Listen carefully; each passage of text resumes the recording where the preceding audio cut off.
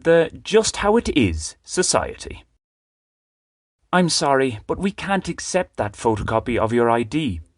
Why not? It's legible, isn't it? Oh, it is. It's just it has to be enlarged to 150% of its actual size. But why? Those are the rules, sir. It's just the way it is.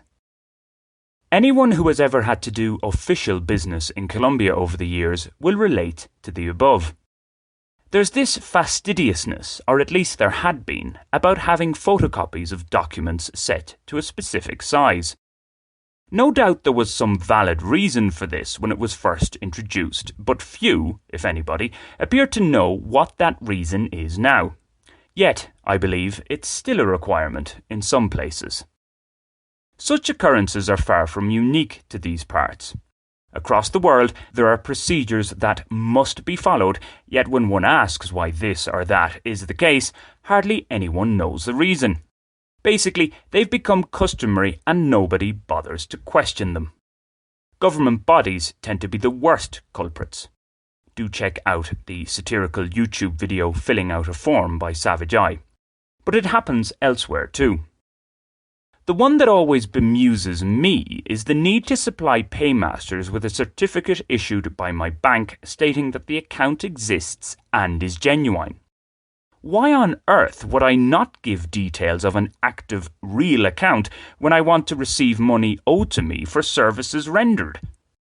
I've heard it said that this is to prove that I am the account holder. Okay. But of what business is it to those paying me where the money goes, particularly when we're talking about private individuals?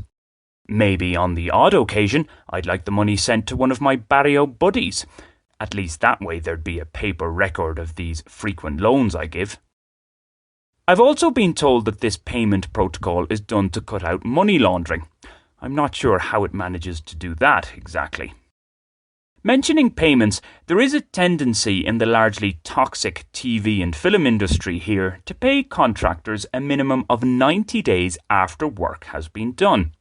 Again, when you ask why this is, you get the standard retort. It's just how it is. What would happen if I took the same line with paying my bills? Well, I've actually a very good idea of what the consequences are. See my previous post, Gruppo Vanti's Vanity. The customer is rarely right, for more on that.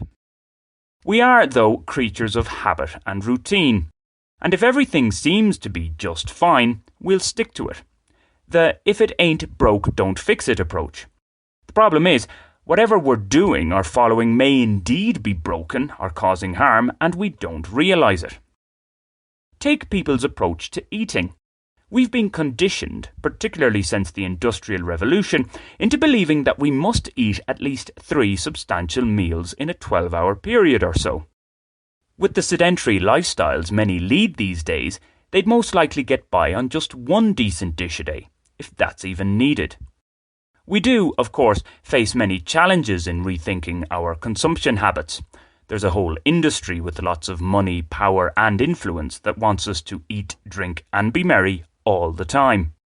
Then there's an associated industry ready to ease the pain on our overfed bodies with even more addictive goodies.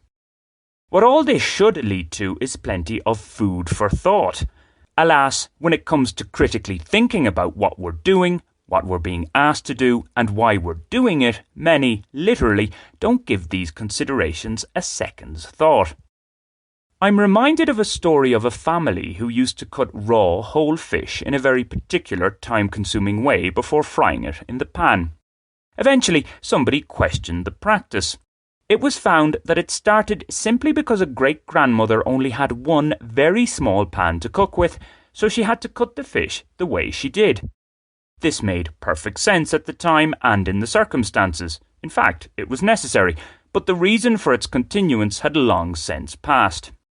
So, it can often pay off to rediscover that unceasing child inquisitiveness, to regularly ask, why?